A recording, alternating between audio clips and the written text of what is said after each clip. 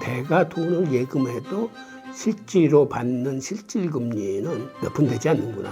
즉 실질금리 하락은 자산시장을 사실은 부추기는 방향으로 작동을 합니다. 최근에 이 분야의 최대 수혜는 금과 은인데 특히 은의 성장이 놀랍습니다. 은 같은 경우는 지금 구조적으로 연간 생산량이 수요를 쫓아가지 못하고 있습니다.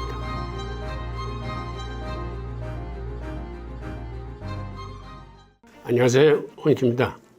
오늘은 신년 특집으로 2026년 자산시장 전반에 대한 전망을 한번 해보겠습니다. 오늘의 주제는 금리 이후의 세계, 구조가 가격을 지배한다가 오늘의 주제입니다.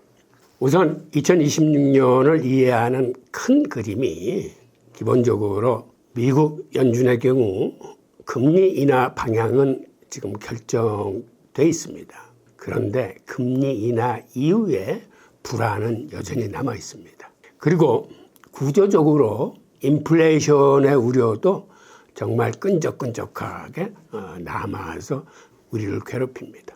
게다가 2026년에는 지정학적인 문제나 미국 정부의 재정 팽창으로 인한 적자 증가분이 많아지면서 국채 발행도 굉장히 늘어날 겁니다. 결론적으로 내년의 그림을 이해하려면 금리는 내려간다는데 왜 불안할까? 한마디로 연준이 기준금리를 내리는데 시장금리는 오히려 올라가는 역추세를 보이고 있습니다. 문제는 구조적인 문제가 해결되지 않았기 때문입니다. 그래서 이번 시간에는 그렇다면 뭐가 구조적인 문제인지 그 내용을 한번 들여다보겠습니다. 지금 화면에 보이는 대로 연준은 계속해서 기준금리를 내리고 있는데 시장금리는 오히려 반대로 올라가는 양상을 보입니다. 지금 그래프에서 보시면 알겠지만 지난 10월 달까지 등락은 있었지만 기본적인 추세는 금리 하향 쪽이었습니다. 그런데 이 10년물 금리, 다시 말해서 시장의 대표금리가 10월 중순 이후에 다시 오름세로 반전하는 듯한 모습을 보이면서 지금 고점을 높여가고 있습니다. 어제 들여다보니까 4.169로 4%를 확실히 넘어섰는데 이게 얼마 전까지만 해도 3.9%대에 있었는데 지금은 4%대로 올라가 있습니다. 그간 기준금리가 150bp가 내렸습니다. 그런데 이 시장금리는 되레 50bp가 올랐습니다. 이런 현상은 1998년 이후에 없었던 현상인데 정책금리를 내려도 시장금리는 올라가는 모습을 보이고 있습니다. 게다가 저금리 시절에 재정팽창으로 경기부양책을 많이 썼기 때문에 유동성이 그간 많이 풀렸었습니다. 물론 연준이 긴축을 하면서 유동성을 끊임없이 빨아들였음에도 불구하고 실제로 시장의 M2 광해 통화량은 더 늘어났습니다.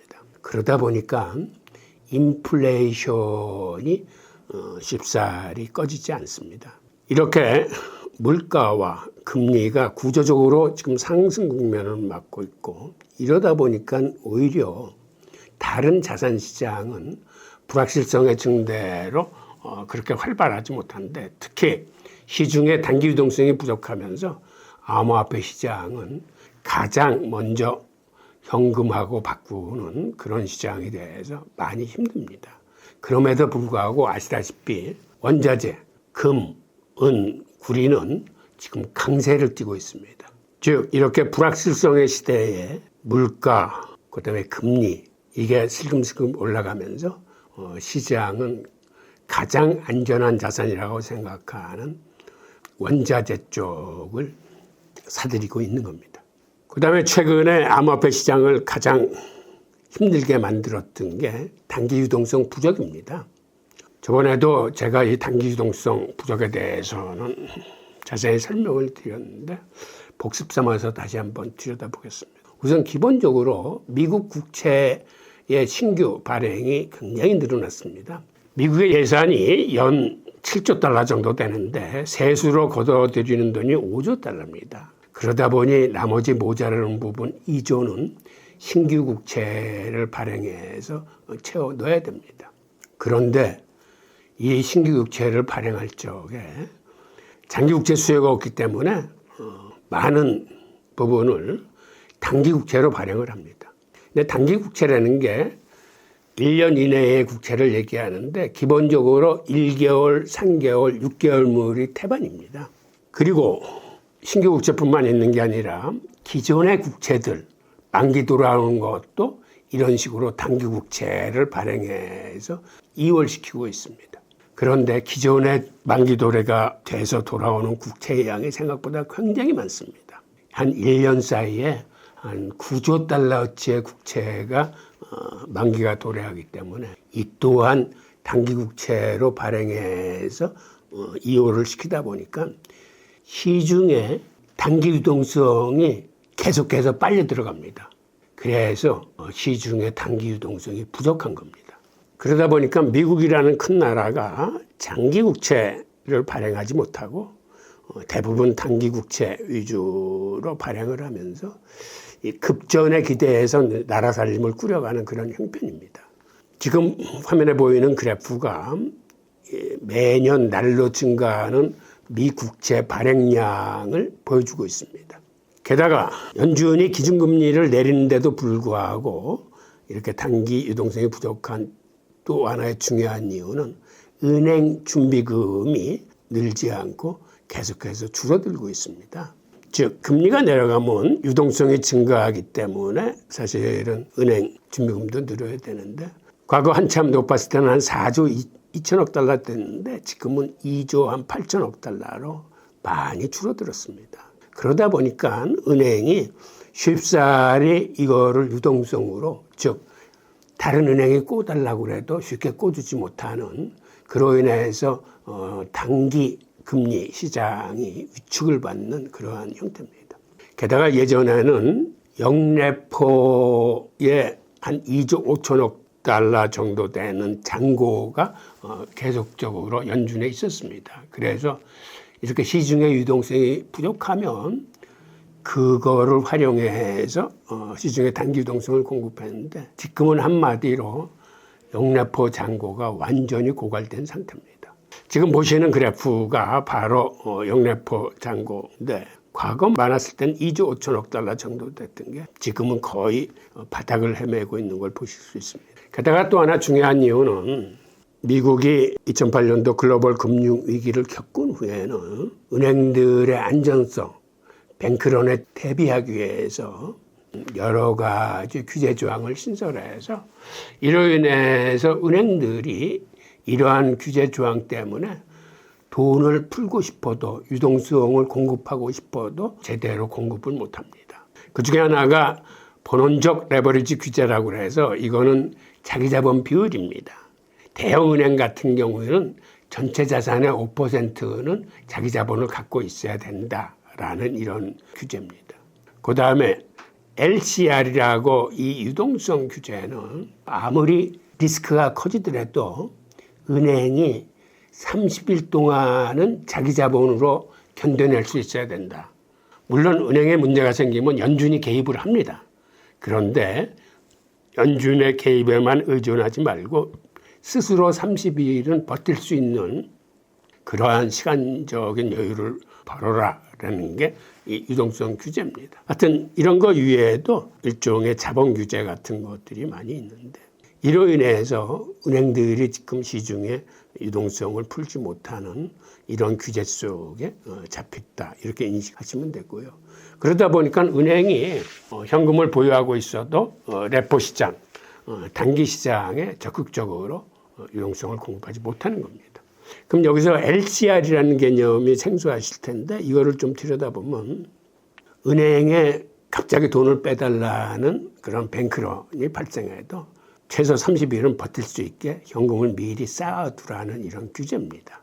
정식 명칭은 Liquidity Coverage Ratio라고 해서 유동성 커버리지 비율입니다. 왜 이런 규제가 생겼냐면 바로 금융위기 때 현금이 없어서 은행이 무너졌던 경험이 있기 때문에 이런 걸 막기 위해서 위기가 오면 정부나 연준이 지원하더라도 그 전에 먼저 은행 스스로 버틸 수 있는 이러한 상황을 준비하는 겁니다. 그러니까 요새 이렇게 단기 유동성 부족으로 인해서 특히 암호화폐 시장이 가장 큰 타격을 받고 있는데, 즉 지금은 은행이 돈은 갖고 있어도 이런 LCR 규제 때문에 함부로 돈을 쓰지 못하는 겁니다.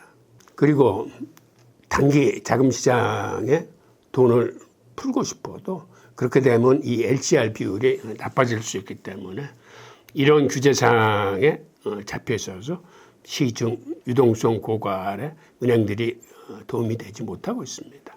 즉 돈이 없어서가 아니라 돈은 있는데 못 쓰는 그런 현상을 얘기하는 겁니다. 그다음에 보완적 레버리지 비율이라는 건 즉 자기자본 비율을 자산 대비 5%는 갖고 있어야 된다는 건데, 연준도 지금의 상황을 잘 알기 때문에 지난 6월 달에 이거를 완화해 줬습니다. 그러니까 대형 은행일지라도 자기자본 5% 규칙이 아니라 이제는 3.5%만 갖고 있어도 된다라고 해서 이 규제를 완화해 줬는데, 그런데 이게 규제를 완화해 줬다고 당장 이렇게 시장에 쓸 수 있는 그러한 유동성 반출은 나오지 않고 최소 6개월 이상의 시간이 필요합니다. 왜 그러냐면 관련 법도 고쳐야 되고 여기에 대한 의견들도 수렴해야 되고, 그런데 이 6개월 이상이라는 시간이 예상보다 점점 더 지연되고 있습니다. 그래서 이게 아마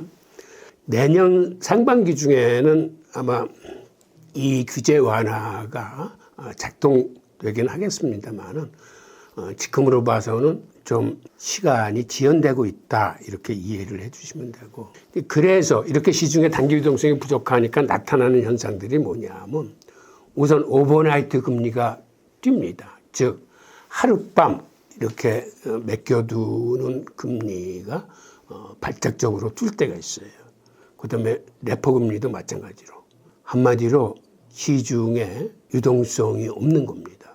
그러니까 은행들이 망한다는 건 사실은 그 영업을 잘못해서 망한다는 것보다 갖고 있는 현금이 고갈돼서 이런 유동성 위기를 겪으면 잘못하면 부도나는 겁니다. 그러니까 흑자 부도라고 일컬어지는 게 바로 그런 경우인데, 현금 관리를 잘못하면은 즉 사람들이 돈을 찾으러 오는데 거기에 대응을 하지 못하면 그게 한마디로 부도가 나는 겁니다. 지금 시장에 이런 단기 유동성 부족은 연준이나 미국 재무부가 정말 바짝 신경을 쓰는 건데, 이러한 단기금리 발작 같은 상태가 나면은 이게 어떤 경우에도 나냐면 트럼프 대통령이 관세 전쟁을 하면서 관세 폭탄을 던졌을 때 그 며칠 후에 스스로 물러난 적이 있습니다. 바로 그때 시중에 초단기 금리가 발작을 했기 때문입니다. 그래서 그때 빈센트 재무부 장관이 놀라서 트럼프 대통령한테 가서 지금 이 상태로는 미국 금융 시스템이 붕괴될 수도 있다라고 진언을 해서 스스로 관세 폭탄을 거둬들였던 그런 사례도 있습니다. 그만큼 단기 유동성 부족은 굉장히 위험한 경고음입니다. 그래서 현재 연준은 이런 사실을 잘 알기 때문에 금리는 인하 쪽으로 방향을 잡고, 그리고 유동성은 과거처럼 양적 완화를 본격적으로 하는 게 아니라 필요할 때만 국소적으로 공급을 한다라고 해서 최근에 레포 시장을 가동하고, 그 다음에 단기적으로 은행들로부터 국채를 사주는 이러한 일종의 편법을 쓰고 있습니다. 그러니까 양적 완화의 효과는 내는데 양적 완화는 아니라고 부정을 하고 있습니다. 그 얘기는 양적 완화를 하게 되면 인플레이션이 크게 일어날 것을 우려하는 거고, 그렇다고 방치를 하면 시중 유동성이 부족해서 은행 부도 같은 게 우려되기 때문에 유동성은 필요에 따라서 조금씩 풀어주되 양적 완화는 아니라고 선을 그음으로써 인플레이션 기대 심리를 차단하는 겁니다. 그러니까 한마디로 딜레마에 빠져 있는 거죠. 양적 완화를 통한 인플레이션을 우려하고, 그렇다고 돈을 풀지 않으면 시중 은행들의 부도 위험이 늘어나니까 그러한 식으로 연준이 지금 땜빵 정책을 쓰고 있습니다. 자, 이번에는 연준과 금리 사이클의 현재 위치를 보겠습니다. 지금 기본적인 자세는 금리 인하 방향은 나름대로 확정적이라고 시장은 이해를 하고 있습니다. 다만 속도가 느립니다. 그러다 보니까 실질 금리가 하락 국면에 들어갔습니다. 즉, 이 상황에서 중요한 건 인하 여부가 아니라 인하 이후에 과연 어떻게 진행될 것인가 하는 이제 문제인데, 이걸 좀 자세히 들여다보면 지금은 실질 금리가 낮아지는 시기입니다. 실질 금리라는 건 여러분들이 잘 아시겠지만 명목 금리에서 기대 인플레이션 값을 뺀 건데, 명목 금리는 지금 방향은 인하하는 쪽으로, 즉 금리가 내려가는 쪽으로 방향이 잡혀 있습니다. 즉 연준의 기준금리 인하는 나름대로 그 사이클에 진입을 했는데, 그래서 정책금리는 지금 하락 압력을 받고 있습니다. 앞으로도 연준이 계속 하락할 것이라고 이제 선언한 거나 마찬가지로 점도표 상에 내년도 하락 금리 인하 횟수가 나타나기 때문에. 근데 그럼에도 불구하고 가장 우려되는 거는 인플레이션이 잘 내려가지를 않습니다. 연준이 가장 중시하는 지표가 바로 근원 PC인데 이게 안전한 2%대로 내려오지 못하고 지금 3% 안팎에서 계속 끈적거리게 붙어 있습니다. 그러다 보니까 명목 금리는 내려가는데 물가는 잘 내려오지 않기 때문에 실질 금리는 명목 금리에서 물가를 뺀 게 실질 금리인데 실질 금리가 점점 약해지는 겁니다. 그러니까 예전에 명목 금리가 예를 들어서 한 5%였다면, 그리고 당시 인플레이션이 한 2%였으면 실질 금리는 3%입니다. 그런데 명목 금리는 지금 한 3.5%까지 내려왔는데 이 근원 인플레이션이 3% 안팎에 붙어 있으면 실질 금리는 1%도 안 되는 겁니다.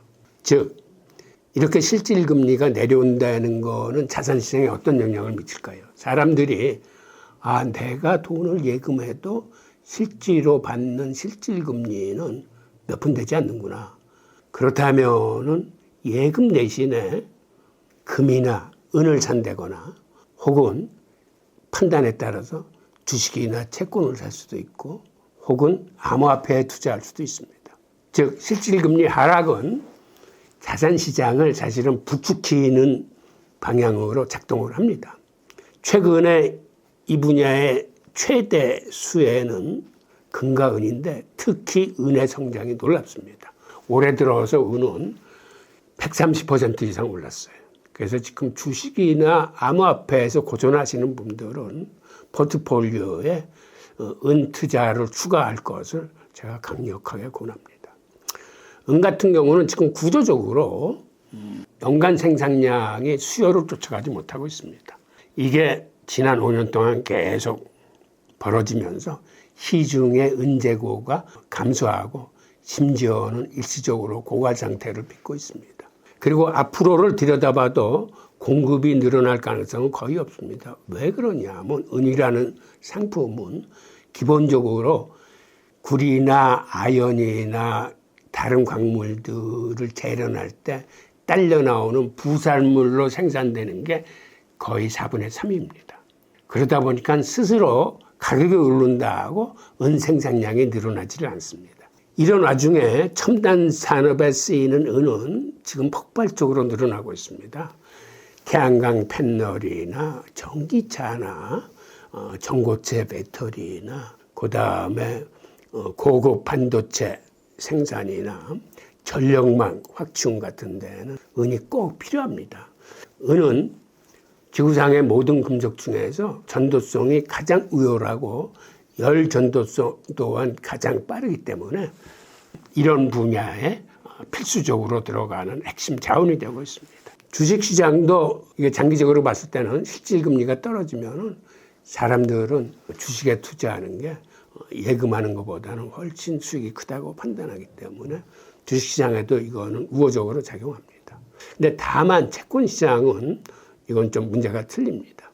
원래는 이렇게 금리가 하락하면 장기 국채 같은 경우는 가격이 올라야 됩니다. 그런데 최근은 불확실성이 강하게 시장을 누르면서 장기채가 강세로 가지 못합니다. 그래서 지금 같은 상황에서는 채권 투자는 저는 추천하지 않습니다. 게다가 재정 적자가 계속 늘어나면서 신규 국채 발행량이 너무 많아지기 때문에 이 시장의 수요보다는 공급이 훨씬 많습니다. 공급이 많다는 얘기는 국채 가격이 계속 떨어진다는 얘기고 금리가 계속 오른다는 얘기이기 때문에 당분간은 채권 투자는 아닌 것 같고요. 그 다음에 암호화폐도 즉 길게 보면은 이렇게 실질금리가 하락하면은 시중에 유동성이 많이 늘어나서 올라가는 게 가격이 올라가는 게 순리입니다. 그런데 지금은 시중에 단기 유동성이 부족하기 때문에 이렇게 단기 유동성이 부족하게 되면 사람들이 갖고 있는 자산 중에서 제일 먼저 처분하는 게 위험 자산인 암호화폐입니다. 그래서 암호화폐는 미국의 이 단기 유동성 부족 문제가 확실히 풀려야 이 시장은 다시 반등할 수 있을 겁니다. 자, 세 번째는 인플레이션이 사라지지 않고 굉장히 끈적거린다는 내용인데 이거는 근원 PCE의 구조적인 저항이 있고 서비스, 주거, 에너지 분야의 비용이 늘어나기 때문입니다. 그래서 2026년을 한마디로 규정하자면 2026년에는 물가는 완전히 잡히지 않을 걸로 보고 있습니다. 그러다 보니까 사람들이 인플레이션에 해지할 수 있는 실물 자산을 중요하게 여기고 금과 은의 투자를 늘리는 겁니다. 그렇다면 왜 인플레이션이 이렇게 끈적끈적하게 괴롭히고 있을까를 한번 들여다보겠습니다. 지금 근원 PC에서 가장 중요하게 보는 지표가 음식이나 에너지 가격은 근원 PC에는 최 빠져 있습니다. 이게 변동성이 큰 지표라고 해서 중요한 지표임에도 불구하고 이걸 뺀 근원 PC를 가지고 중앙은행은 통화 정책의 기준을 삼습니다. 그런데 이 근원 PC가 음식이나 에너지 같은 요인을 뺐음에도 불구하고 잘 밑으로 내려오지 않는 이유는 첫째, 서비스 가격 때문입니다. 서비스라 하면 의료비, 교육비, 보험료, 외식비 등을 얘기하는데 이것들의 특징은 한번 가격이 오르면 내려가는 것은 거의 불가능합니다. 음식점이 가격을 올리고 시중 경기가 좋아졌다고 가격을 내리는 걸 본 적이 있으십니까? 마찬가지로 의료비나 교육비나 보험료도 마찬가지입니다. 이런 의미에서 이 서비스 가격은 한번 오르면 하방 경직성을 갖고 있다 이렇게 보시면 되고 그 다음에 주거비 같은 경우도 이때 주거비는 집값을 따지는 게 아니고 자가주택을 갖고 있다 하더라도 월세 곧 임대료로 내는 수치로 바꿔서 이거를 계산을 합니다. 그런데 이 월세 개념도 이게 천천히 오랜 기간 오르긴 하는데 쉽게 떨어지지 않습니다. 게다가 떨어지더라도 이 물가 지표에 반영되는 시간이 오래 걸립니다. 즉 여러분들이 부동산을 계속 봐왔지만은 부동산 집값도 계속 오르는 경향이 더 크고 게다가 월세나 전세도 계속 오르는데 미국 같은 나라는 전세라는 개념이 없으니까 월세 임대료가 계속해서 상향 구조를 갖고 있기 때문에 이로 인해서 근원 PC가 쉽게 떨어지지 않는 겁니다. 그 다음에 에너지 가격은 이 지표에 빠져 있지만 에너지 관련 상품들이 일부 들어가 있는데 그 중에서도 최근에 재생에너지로 전환하는 비용, 그 다음에 전력망 확충에 들어가는 투자 이런 비용들은 고정비로 들어가는 거기 때문에 이것들이 줄어들기가 굉장히 힘듭니다. 즉 이런 식으로 근원 PC의 물가 지표는 이런 요인들 때문에 쉽게 내려가지 않고 그렇게 끈적거리면서 3% 내외에서 이렇게 붙어 있는 겁니다. 자, 이번에는 통화량의 성격 변화를 한번 보겠습니다. 연준은 지난 3년간 계속해서 긴축을 했음에도 불구하고 시중의 통화량은 지금 화면에서 보이는 것처럼 2022년 이후에 감소하는 것처럼 보이다가 2024년서부터 본격적으로 지난 2년 동안 이렇게 증가하는 모습을 보이고 있습니다. 그래서 지금의 연준 M2 통화량은 약 22조 3천억 달러 정도로 사상 최대치를 구가하고 있습니다. 그런데 이 많은 통화량이 시중에 풀려도 주식시장이나 암호화폐 시장에서 아무 종목이나 사지 않습니다. 이제는 시장에서 검증된 품목들 위주로 시장이 살아나고 있습니다. 우선 2026년은 기존에 우리가 지수를 추정하던 시장 방식이 종료되고 이 구조 시장의 시작이 되는 해가 될 겁니다. 이게 무슨 얘기냐면 과거에는 주식 같은 경우 S&P 500을 사면 가장 효율이 좋았습니다. 그런데 올해서부터는 여기에 변화가 생길 것으로 보입니다. 그러니까 이렇게 지수 추정하는 주식을 사면 되는 시대는 이제는 끝나게 가고 있고 시장이 일반적인 주식과 구조적인 변화를 가져오는 주식으로 나눠지고 있습니다. 그렇다면 구조시장이라는 게 뭐를 뜻하는지 한번 알아보겠습니다. 구조시장은 돈이 되는 구조를 가진 기업만 그 주식이 오른다는 얘기입니다. 즉 그렇다면 그런 산업 분야가 어디냐 하면 우선은 인공지능 분야입니다. 그다음에 반도체, 전력, 데이터 센터처럼 이제는 앞으로의 전기 문명 시대를 맞이해서 꼭 필요로 하는 분야에 있는 기업들을 의미하는 겁니다. 즉 지수 전체가 이제는 다 같이 오르는 게 아니라 이런 구조 시장을 장악한 기업들의 주식이 더 빼어나게 오르는 걸 의미합니다. 그래서 시장 평균이라 일컬어지는 그러한 지수 추정은 2020년을 계기로 이제는 상황이 바뀌는 그런 시기입니다.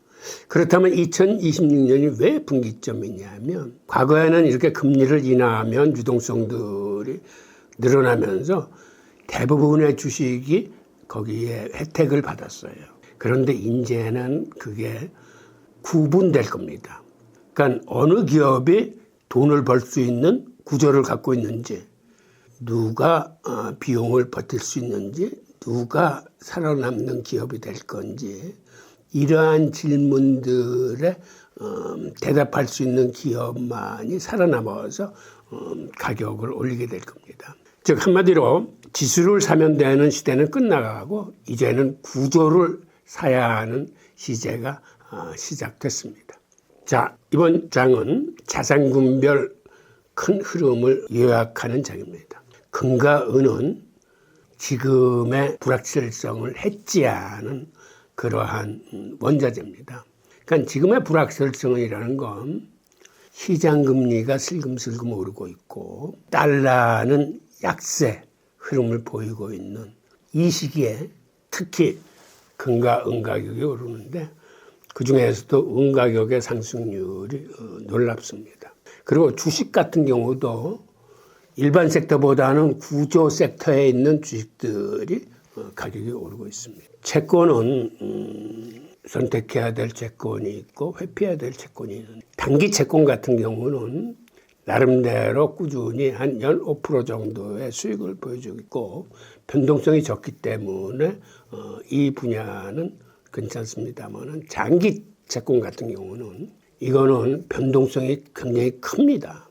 그리고 지금의 고금리 기조에서는 가격이 떨어지는 추세이기 때문에 투자로서는 회피해야 될 그런 분야입니다. 암호화폐 같은 경우에는 이거는 유동성 부족에 아주 취약입니다. 그러다 보니까 이렇게 시중 유동성이 부족하면은 사실은 투자를 피해야 될 그런 종목이지만 중장기적으로 봤을 적에는 암호화폐가 이제 전통금융과 융합이 되면서 금융 인프라가 되겠습니다. 특히 장기적으로는 모든 금융자산의 온체인화가 이루어지면서 아마 전통금융보다 기본적인 상승세가 훨씬 더 크게 될 겁니다. 그래서 지금은 단기 유동성 부족으로 굉장히 힘들고 있지만 이런 걸 오히려 싸게 살 수 있는 기회를 활용해서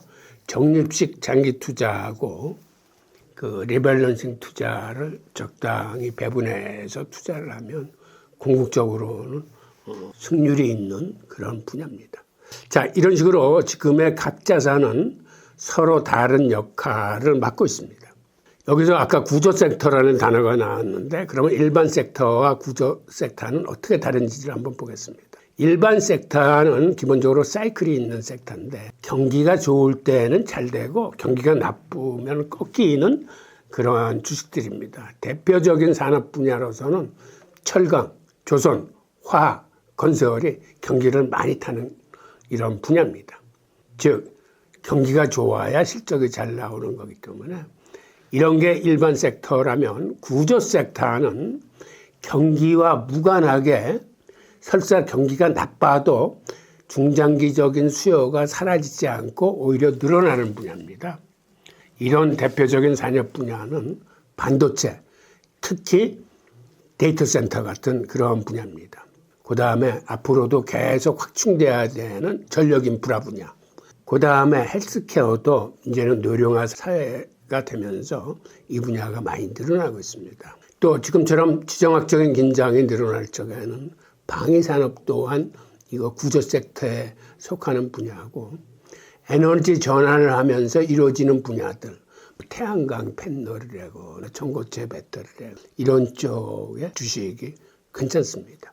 즉 한마디로 이제는 일반 섹터가 아닌 구조 섹터의 주식을 판별해내서 이 중에서 더 뛰어난 실적을 보이는 것들을 여러분들이 이제 선별하셔야 되겠습니다. 근데 이런 것도 사실은 다 공부를 통해서 이루어지는 거예요. 그러니까 주식 시장이건 암호화폐 시장이건 우리는 계속 공부를 해야 되는 그러한 당위성에 묶여 있습니다.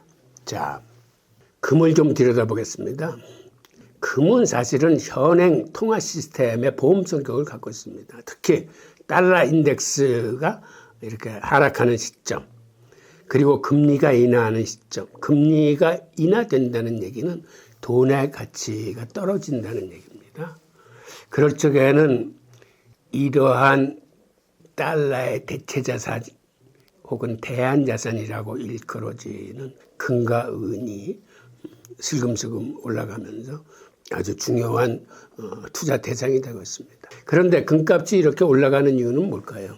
올해 들어서 금값이 한 70% 정도 지금 올랐을 겁니다. 첫째 이유는 브릭스 국가들의 수입이 엄청나게 늘고 있습니다. 두 번째는 글로벌 중앙은행들의 매입 또한 계속 많아지고 있습니다. 세 번째 이유는 실질 금리가 하락하고 있다는 겁니다. 즉 은행에 예금해봤자 실질적으로 얻는 이자는 그렇게 크지 않다라는 겁니다. 게다가 이 금시장도 미국이 선물시장을 통해서 온수당 한 2,000달러만 되면 어김없이 규제를 해왔는데 지금은 그런 규제를 하지 못합니다. 이유는 이제 선물시장에서 마감일에 현무 인도를 요구하는 수량이 엄청나게 늘어나고 있습니다. 즉 이제는 가격을 누르면 싼 가격에 금과 은을 팔아야 된다는 걸 의미를 합니다. 그런데 이렇게 수요가 급증하면서 게다가 예전에는 선물 마감일에 대부분 청산하거나 이호를 하는 게 99%였습니다. 그러니까 현물을 요구하는 사람이 그렇게 많지 않았어요. 그런데 최근에는 시장에 현물이 고갈되기 시작하면서 현물 프리미엄이 붙기 시작하면서 이제는 많은 사람들이 선물시장에서 현물 인도를 요구하기 때문에 완전히 이제부터는 규제나 시세 조작이 있을 수 없고 시장의 수요와 공급에서 가격이 결정됩니다. 그러다 보니까 예전에 억눌렀던 영수철이 팍 뛰어오르면서 이제 비로소 시장의 수급에 의해서 가격이 결정되는 정상화 시장으로 바뀌었습니다. 즉 금과 은은 이제부터가 시작입니다. 자, 브릭스 4개국이 금을 수입하는 그래프입니다.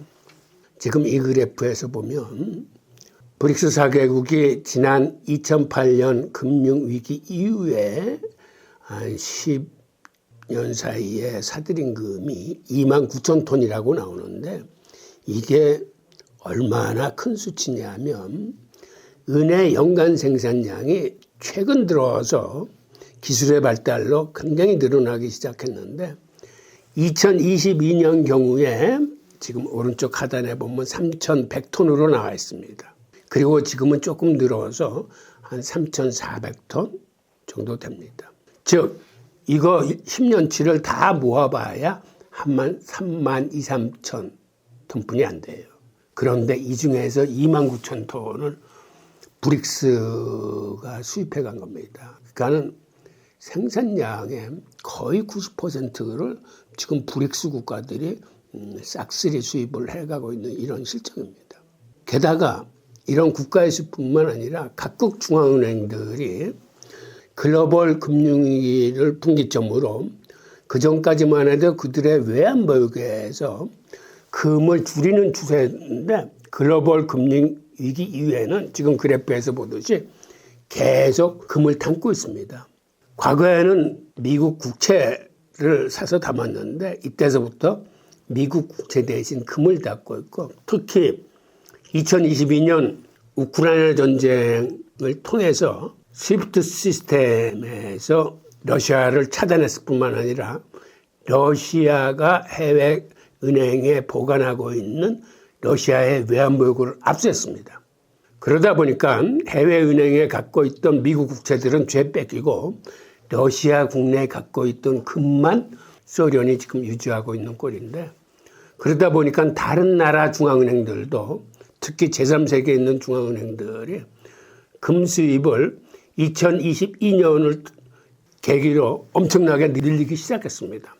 지금 그래프에서 봐도 2022년에 중앙은행들이 사들인 금이 평년에 2배 이상 사들이는 걸 볼 수 있는데 이후 지금까지 중앙은행들의 금 매입이 이러한 속도로 과거보다는 2배 이상 속도로 금을 매입하고 있습니다.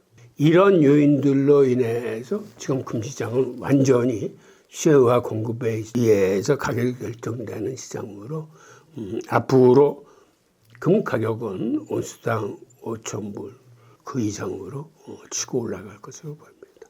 자, 이번에는 은을 한번 들여다보겠습니다.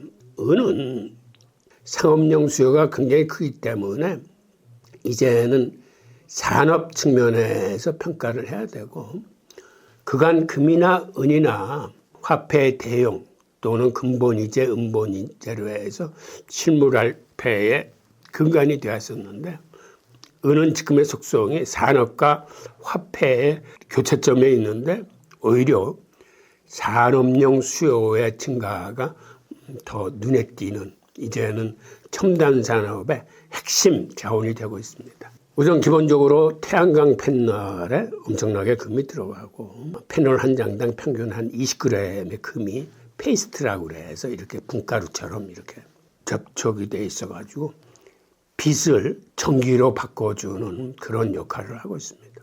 그다음에 전기차 또한 기존 엔진차 같은 경우에는 차 한 대 만드는데 한 15g의 은이 필요했다면 전기차는 기본적으로 한 20g 내지 한 55g 일반 차의 2배 이상의 은이 들어갑니다. 하이브리드 차도 마찬가지입니다. 많이 들어가요. 그 다음에 인공지능 분야, 특히 데이터 센터 서버에 은이 많이 들어갑니다. 그리고 우리가 앞으로 눈여겨봐야 될 거는 전고체 배터리입니다. 전고체 배터리는 기존의 리튬 배터리나 이런 건 폭발, 화재 위험이 있기 때문에 앞으로는 안전성을 생각해서 화재 위험이 없는 전고체 배터리 시장이 생각보다는 빨리 커질 겁니다. 이 분야의 상용화는 2027년으로 지금 예상되고 있는데 이게 상용화되기 시작하면 생각보다는 빠른 속도로 시장 점유율을 늘려갈 텐데 이게 왜 은시장에서 중요한 산업 분야냐 하면 전고체 배터리를 장착한 자동차의 은 수요량이 자그마치 1kg가 넘습니다. 즉 자동차 한 대당 은을 1kg 이상 쓰는 그러한 시대가 곧 온다는 얘기입니다. 이때쯤 되면은 은의 산업용 수요는 폭발적으로 늘어나게 될 겁니다. 그리고 머지않아서 전고체 배터리가 전체 전기차의 한 50% 정도로 급증할 수 있다고 보는데, 그렇게 되면은 지금의 수요로서는 감당하지 못할 정도로 은 수요가 커지는 겁니다. 그런데 문제는 이렇게 은 가격이 오르더라도 공급이 이거를 쫓아가지 못하고 오히려 감소하는 경향을 보입니다. 즉 은은 독립적으로 생산하는 은광석에서 은이 나오는 비중은 한 4분의 1뿐이 안 되고 나머지 4분의 3은 다른 광물의 부산물로 재련할 적에 딸려 나오는 그런 성질을 갖고 있어서 이 시장이 이렇게 크질 못합니다. 그러다 보니까 연간 한 1.5억 온스에서 한 2억 온스 정도가 이제는 모자릅니다. 지난 5년간 계속 모자랐기 때문에 한 5년간 수치를 합치면 한 7, 8억 온스 정도 모자랐어요. 이게 1년 생산보다도 이제 많은 수치인데, 그러다 보니까 시중의 은이 계속 감소하고 심지어는 고갈 현상을 빚고 있는데, 이게 앞으로도 더 이런 현상은 늘어날 겁니다. 즉 한마디로 시중 현물, 실물들이 굉장히 빠른 속도로 줄어들면서 현물 프리미엄이 많이 붙게 될 겁니다. 그리고 선물 시장에서 현물 인도 요구가 급증하면서 이제는 선물 시장이 현물 시장의 역할을 대신하면서 이 또한 이제는 선물 시장 규제를 통해서 도저히 은 가격을 규제하지 못하는 그런 시대로 접어들었습니다. 그런데 은은 평상시에는 금보다 상승률이 이렇게 빠르고 강하지만 위기 시에, 경기 침체 시에는 또한 떨어지는 속도 또한 금보다 훨씬 빠릅니다. 그래서 은 투자를 하실 적에는 지금 은의 상승 속도가 금보다 빠른 시기인지 아니면 경기 침체나 다른 돌발지로 인해서 금은 가격이 떨어지는데, 이때는 금 가격 떨어지는 속도보다 은 가격 떨어지는 속도가 훨씬 빠르기 때문에 이거를 잘 가늠하셔야 됩니다. 즉 거시경제 흐름을 잘 보면서 투자의 시기를 잘 맞추셔야 된다는 얘기입니다. 지금 보시는 그래프가 지난 5년간 은의 수요가 공급보다 훨씬 많았던 시기를 나타내주고 있습니다. 은의 연간 총 채굴량은 한 8억 온스 정도 됩니다. 그리고 재활용해서 얻을 수 있는 은이 한 2억 온스 정도 됩니다.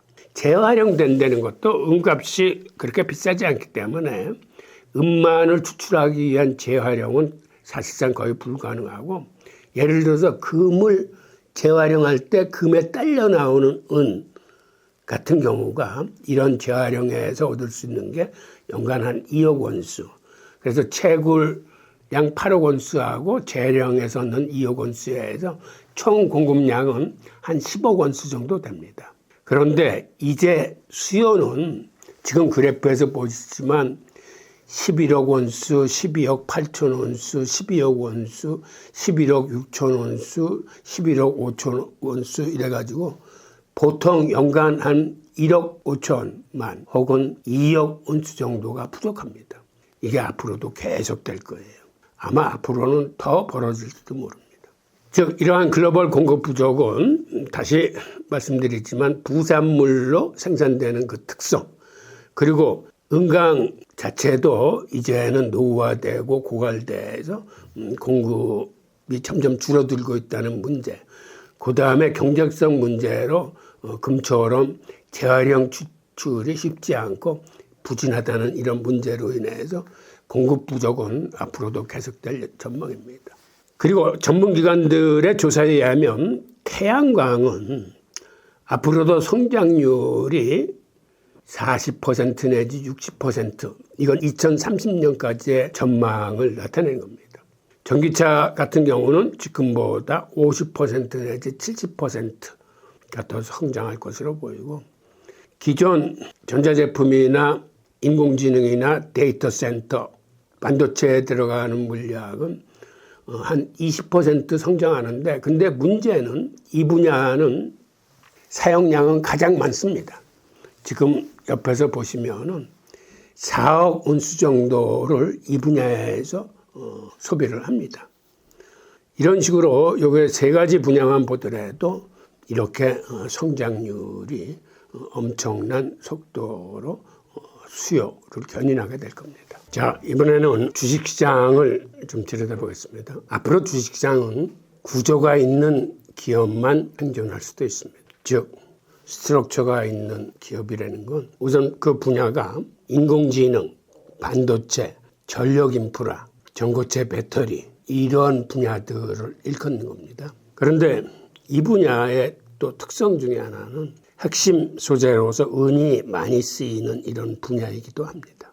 즉, 이런 기업들이 제품 생산을 품질에 맞춰서 그 다음에 기술 변화에 따라서 성능을 높이는 쪽으로 운영을 하면은 앞으로 주식시장에서 선택받고 성장할 수 있는 그러한 기업이 될 거고, 게다가 지금처럼 이렇게 유동성이 부족해지기 쉬운 시기에는 기업은 기업대로 현금 흐름에 신경을 바짝 쓰셔야 됩니다. 앞으로는 흑자 기업도 현금이 일시적으로 부족해서 부도가 날 수도 있는 상황이기 때문에 이런 기업의 기술 발전과 품질 유지뿐만 아니라 현금 흐름도 각별히 신경 쓰는 기업을 선별해서 주식 투자를 하기 바라고, 즉 한마디로 앞으로는 퍼보다 이러한 이익의 질, 즉 한마디로 불경기가 오더라도 매출이나 수익이 줄어들지 않는 구조를 갖고 있는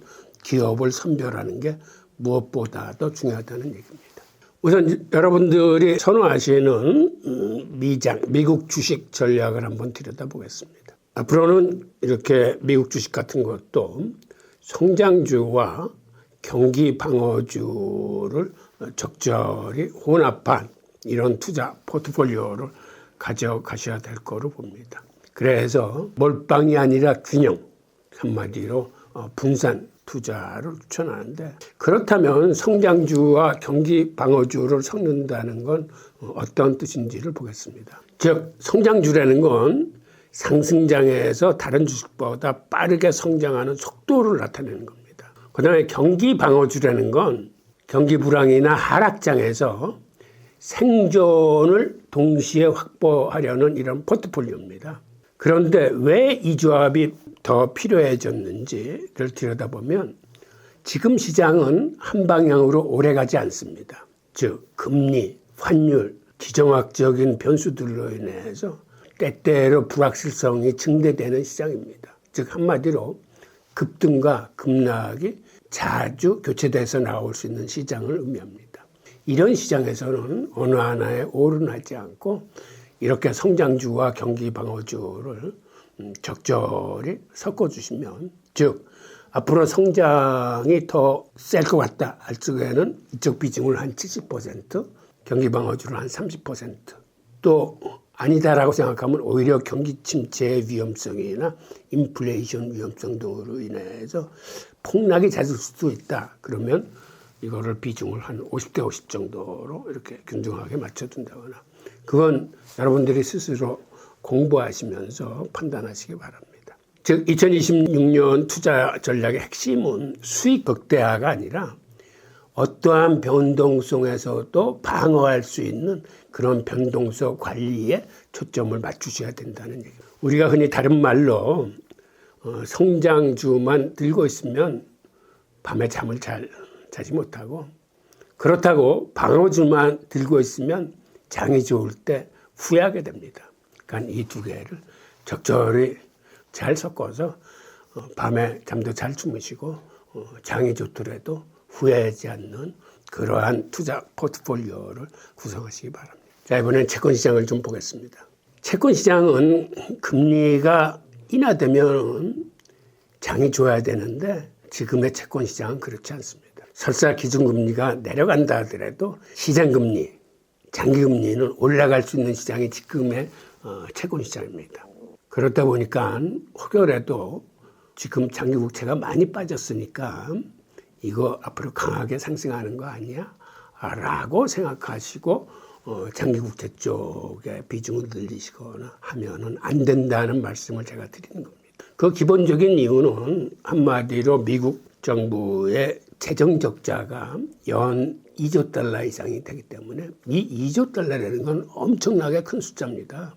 이게 어느 정도 큰 숫자냐 하면 지금 세계 전체에 뿌려진 달러 본원통화 발행액의 총합은 6조 5천억 달러뿐이 안 됩니다. 2조 달러라고 그러면 세계 전체에 뿌려진 달러의 거의 3분의 1에 가까운 수치예요.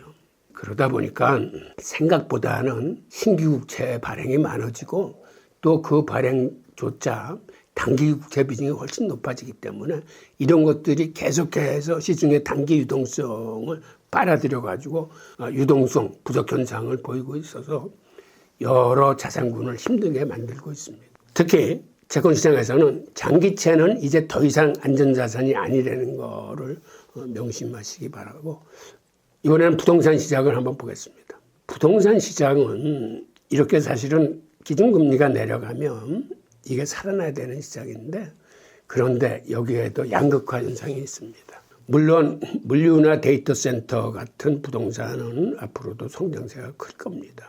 그 다음에 주거에도 양극화 현상이 벌어지면서 특히 우리나라 부동산은 강남은 상승세가 강한 반면에 지방이나 편누리는 하락세가 또 강한 이런 양극화 현상이 벌어지고 있습니다. 게다가 기준금리가 인하 기조로 들어섰음에도 시장금리는 오히려 오르는 추세를 보고 있습니다. 그런데 이렇게 시장금리, 장기금리가 오르면 어떤 일이 벌어질까요? 미국 같은 경우는 상업용 부동산의 리스크가 훨씬 커집니다. 부동산의 리스크가 커지면 중소은행들이 위험해집니다. 왜 그러냐면 중소은행들이 상업용 부동산에 대출을 많이 해줬을 뿐 아니라 이렇게 장기국채 가격이 떨어지면 자본 잠식률도 강하기 때문에 잘못하면 그 실리콘밸리의 중소은행 부도 사태가 또 다시 발생할 수 있습니다. 한국 같은 경우는 PF 부실이 커지고 이 시장이 위험해지고 있습니다. 사실 미국의 상업용 부동산이나 우리 한국의 PF 같은 경우는 진작 부도가 나고 이 분야가 부실이 걷어지면서 청소가 돼서 치유가 돼야 되는 이런 시장인데, 여태까지는 문제가 터질까 봐 유동성으로 이 부실을 덮어놓은 겁니다. 그러다 보니까 앞으로 문제가 터지면 여기는 부실 규모가 훨씬 더 늘어납니다. 그러니까 지금 세계 금융자본주의의 가장 큰 문제가 터지면 유동성을 늘려서 문제의 부실을 덮어놓습니다. 그러다 보니까 부실은 더 커지고 또 다른 위기가 오면 또다시 유동성을 공급해서 부실을 덮는 이런 게 계속 반복되었기 때문에 앞으로 시장금리가 올라가서 미국의 상업용 부동산이나 한국의 PF 부실이 문제가 생겨서 터지게 되면 아마 예전보다는 비용이 꽤 많이 들어갈 겁니다. 그리고 시장이 일시적으로 경제 국면이나 위기 국면으로도 치달을 수 있기 때문에 이 분야를 좀 주의 깊게 잘 봐주시고, 그 다음엔 암호화폐 분야입니다. 즉 암호화폐도 지금 구조적으로 많은 변화를 갖고 있습니다. 지난해 초에 승인된 ETF 같은 경우는 비트코인 혹은 이더리움 이렇게 개별 품목들을 전통금융시장의 주식시장과 연계해서 획기적으로 접근성을 높인 거지만, 미국 정부가 이제는 시장 전체를 크게 수술할, 개선할 그러한 정책들을 발표하고 있습니다. 2025년 7월에 발표한 프로젝트 크립토라는 프로그램과 12월 초에 발표한 혁신면제라는 이런 프로젝트, 그리고 2026년 상반기에 발효될 수 있는 클래리티법, 특히 클래리티법은 암호화폐를 상품이냐 증권이냐를 가르는 이런 분기점인데, 앞으로는 암호화폐가 상품 쪽으로 분류되는 게 한 70%, 그 다음에 증권성을 갖고 있는 게 한 30%에서 상품이 되면은 관할 감독청이 CFTC로 바뀝니다. 상품선물거래위원회가 관리청이 되고, 증권으로 판명이 되면 이거는 지금 그 SEC가 이쪽을 관장하게 될 겁니다. 예를 들어서 리플 같은 경우가 이제 상품으로 분류된다면 완전히 CFTC 소속으로 들어가면서 증권가는 결별하기 때문에 아마 그렇게 되면은 많은 호응과 기대 속에 가격 상승이 이제 기대가 됩니다. 즉 이러한 여러 규제의 명확성과 법적인 지원을 받아서 과거에는 투기자산이라고 인식되던 암호화폐가 앞으로는 금융 인프라에 접속이 되면서 제도권 안에서 클 수 있는 이러한 토대를 마련하게 될 겁니다. 한마디로 이제 암호화폐는 제도 안으로 들어서고 있습니다. 그래서 이러한 것들이 앞으로 그 암호화폐 시장을 구조적으로 많이 변화를 시킬 겁니다. 우선 비트코인이나 이더리움만 보더라도 지금 비트코인을 가치 저장의 수단으로서 디지털 금으로 평가받고 있고 이더리움은 스마트 컨트랙트를 갖고 있는 기능을 갖고 결제 인프라, 즉 디파이와 RW에 쓰이는 중심 코인이 되면서 이 시장의 대표 주자들로 지금 떠오르고 있습니다. XRP 같은 경우는 이제 규제 리스크가 끝나고 과거의 성공 기업에서 지금은 스마트 컨트랙트 기능을 도입해서 글로벌 금융 인프라로 진화하고 있습니다. 그런데 문제는 실사용에서 이제 얼마만큼 많이 쓰이느냐의 문제인데 앞으로는 테크 기업이나 대형 은행들이 리플 레저나 XRP를 채택할 가능성이 점점 증가하고 있습니다. 한마디로 XRP는 이제 어떤 이런 선언적인 말이 아니라 실제로 쓰임을 받는 사용량을 봐야 되는 이런 대표적인 코인입니다. 자, 이제는 2026년에 어떻게 자산 배분 프레임을 가져가야 될지 그걸 한번 보겠습니다. 즉, 과거에는 지수 추정 위주였으나 이제는 여기에다가 구조적인 자산이 오버레이 되는 한마디로 더 씌워지는 이런 형태의 포트폴리오가 돼야 될 거라고 생각합니다. 이러한 전략적인 배분이 앞으로 수익률을 결정하게 됩니다. 자, 그렇다면은 이 구조자산의 오버레이라는 게 뭔지 한번 들여다보겠습니다. 이 구조자산의 오버레이란 기존 포트폴리오 위에 시대의 구조 변화에 베팅하는 자산을 겹쳐서 올려놓는 거를 얘기합니다. 그러면 수익률 상승이 일반 상승률보다 더 높아지는, 즉 베타를 강화하는 그런 전략이 되겠습니다. 그러니까 기존의 포트폴리오를 대체하려는 게 아니라 기존의 포트폴리오는 그대로 가져가면서 여기에 금이나 은 같은 투자 포트폴리오를 늘리라는 얘기입니다. 예를 들어서 우리가 암호화폐 투자를 할 적에 3대 코인은 적립 투자로 가져가고 26%는 리밸런싱 투자를 해서 가져가는데 여기다 은을 추가할 적에 다른 걸 버리고 팔고 은을 더하는 것보다는 기존의 지수 추정 전략은, 즉 인덱스 추정 전략은 그대로 가져가시면서 오히려 과외로 은의 투자를 늘려가는 게 바로 지금같이 힘든 시장에서는 수익률을 커버해 주는 그러한 전략입니다. 지금 단기 유동성 부족으로 암호화폐 시장이 많이 빠졌습니다. 한 30% 이상 빠졌는데 이럴 때일수록 이 전략을 폐기하고 변경하는 게 아니라 오히려 이렇게 하락한 시장에서는 같은 돈에 더 많은 물량을 우리가 적립식으로 살 수 있기 때문에 그대로 가져갔을 때 이 수익률을 보상받기 위해서 그에 상응하는 은투자를 늘리면 이쪽에서는 수익이 계속 나기 때문에 어느 정도 여기에 손실분을 보충해 주게 될 겁니다. 하여튼 이런 식으로 구조자산을 오버레이 하는 방식으로 지금의 어려운 시기를 견뎌내시라는 이런 얘기입니다.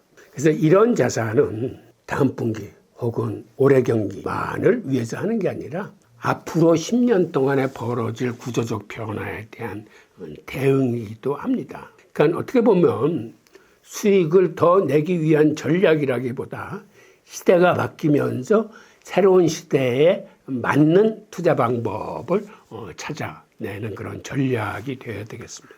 자, 그렇다면 우리가 기존에 하고 있는 정석 투자가 왜 중요하냐 하면 우선 적립식 단기 투자로 하는 3대 핵심 코인들 비트코인, 이더리움, 리플은 지금 방식대로 그대로 가져가고 나머지 26%를 5개의 코인을 선정해서 리밸런싱 투자를 하는 이것도 그대로 가져갔을 때 여기에 추가로 구조자산인 금과 은을 더하라는 그런 얘기입니다. 이게 여러분들을 변동성의 공포에서 이쪽 수익률을 어느 정도 안정권으로 가져가게 되고 이런 과정에서 여러분들이 뭐 인버스나 레버리지 이런 건 즉 선물이나 파생상품 쪽은 견눈질도 하지 마시고 가장 중요한 거는 변동성 노출에 가장 적은 잃지 않는 투자, 살아남는 투자가 먼저이기 때문에 이런 쪽으로 이제 신경을 써주시기 바랍니다. 적립식 투자나 분산 투자, 리밸런싱은 이거는 지수를 추정하면서 여러분들을 심리적으로 안정시키는 겁니다. 그리고 이러한 투자는 미래에 대한 확신이 없으면 지금같이 하락장이나 형보장에서는 견디기 힘듭니다. 이를 극복하기 위해서 우리가 함께 공부를 하는 거고 이 공부를 통해서 여러분들이 스스로 확신을 얻으셔야 되는 거고 그러니까 투자는 찬스 포착이나 어떤 투자 기술, 차트에 의한 이런 게 아니라 오히려 내가 어떤 전략으로 가져가느냐 그리고 내 투자 습관을 어떻게 들이느냐 하는 게 더 중요한 시점입니다. 제 투자법에서 평균 보건 포트폴리오와 리밸런싱을 설명할 쪽에 가장 많이 애용하는 그래프인데 지금 이 균형 보건, 평균 보건 포트폴리오는 클로드 세넌이 만든 모델인데 이거는 설사 횡보장에서도 두 개를 이렇게 같이 키높이로 맞추면은 도깨비처럼 이렇게 수익이 난다고 해서 이걸 쉐논의 도깨비라고 부르는데 즉 내가 XRP도 갖고 있고 스텔라루멘도 갖고 있으면 이 두 개를 같이 투자하면서 키높이를 주기적으로 맞춰주면 설사 XRP나 스텔라루멘은 횡보장을 헤매더라도 이 변동성을 갖고 수익을 만들 수 있다는 이러한 의미입니다. 바로 여기서 진화돼서 나온 게 리밸런싱 투자법입니다. 그러니까 이러한 전술이 있다는 거를 이제 다시 한번 인지를 하시고 그리고 우리가 암호화폐 투자나 주식 투자를 해나가면서 우리가 꼭 필요한 지표들을 살펴보면 첫 번째는 10년물 국채금리입니다.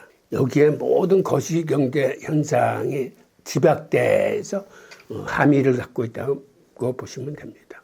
그래서 10년물 국채금리를 항상 참고하는 습관, 그 다음에 인플레이션이나 달러 인덱스를 들여다보는 습관, 즉 인플레이션이 올라간다면 그리고 금리가 인하되는 시기라면 투자의 방향이 바뀌어져야 될 겁니다. 기본적으로 이렇게 기준금리가 인하되고 달러가 약세를 보이는 이런 현상에서는 그 대안자산들이 강세를 보입니다. 금과 은과 비트코인 같은 게 이제 대안자산이 될 수 있는데 단 비트코인 같은 경우는 위험자산과 대안자산의 성격을 두 개를 갖고 있는데 이 상황에 따라 틀립니다.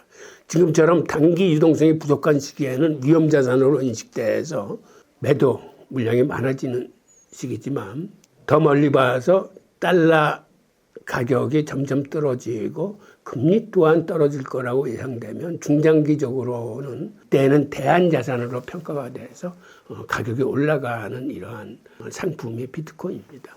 그리고 지금과 같은 시기에는 ETF의 유입량이나 유출량이 어떻게 되는지 이런 온체인 데이터 같은 거를 좀 살펴보시는 게 도움이 될 겁니다. 그리고 이런 어려운 시기에는 금, 은의 매입을 추가해서 대응하는 거.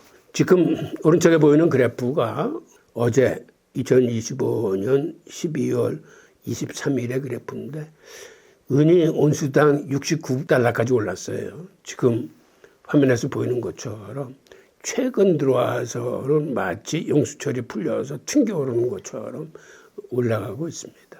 즉 한마디로 이제는 시장의 수요와 공급에 의해서 정상시장이 됐다는 걸 의미하고 그리고 이제 이게 시작이라는 점을 생각하셔서 여러분들의 포트폴리오에 추가하실 것을 추천합니다. 자, 2026년에 그렇다면 투자가가 가져야 할 태도를 보겠습니다. 우선 황소답게 느리게 꾸준히 그리고 구조적으로 주식이 됐건 암호화폐가 됐건 구조적으로 올라갈 수뿐이 없는 종목을 잘 선별하셔서 대응하십사라는 말씀을 드리면서 2026년 동안 불확실성이 아직은 큰 상태로 남아있는 그런 해입니다. 그러니까 조급한 사람은 오히려 실수할 수 있는 시장이니까 뚝심 있게 황소처럼 천천히 관리를 하시면서 2026년을 대비하시기 바랍니다. 강의를 마치면서 결론적으로 이걸 한 문장으로 요약하자면 2026년 시장은 구조를 선택한 투자자에게 보상하는 해가 될 겁니다. 그리고 빠른 수익보다는 살아남는 구조를 선택하시기 바랍니다. 자, 오늘의 얘기는 여기까지입니다. 감사합니다.